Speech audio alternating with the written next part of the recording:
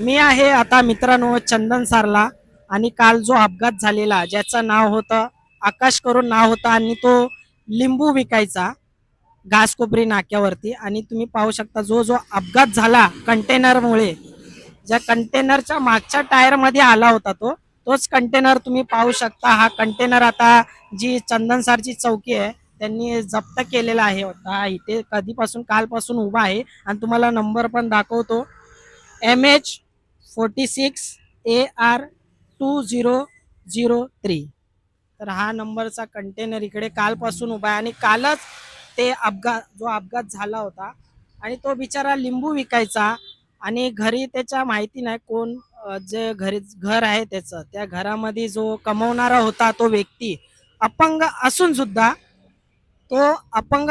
सुद्धा लिंबू घेऊन इथेच पुढे चंदनसारला जो राहतो त्या चंदनसार वरून तो पोरगा घासकोपरी नाक्यावरती लिंबू विकायला जायचा आणि ते लिंबू विकून त्या पैशाने तो घर चालवायचा। तर विचार करा मित्रांनो त्या घरातला एक व्यक्ती जो आहे तो कमी झालाय आज। जे तारीख होती काल 11 8 2026 रोजी हे झालं होतं म्हणजे कालच झालं होतं। इथे अपघात तुम्ही पाहू शकता ह्या ठिकाणी झाला होता अपघात त्या साईडला अपोजिट साईडला हा अपघात झालेला आणि हाच तो ट्रक आहे जो इथे कालपासून उभा केलेला आहे। तर आमची हीच विनंती असेल जो हा ट्रक मालिक आहे त्यांना ही विनंती असेल कृपया करून जो व्यक्ती आहे जो कमवणारा व्यक्ती अपंग असून तो लिंबू विकायचा त्या व्यक्तीला ज्याचं कुटुंब आहे त्यांना कृपया करून तुमच्याकडून चांगली चांगली मदत झाली पाहिजे ही तुमच्याकडे अपेक्षा असणार आहे।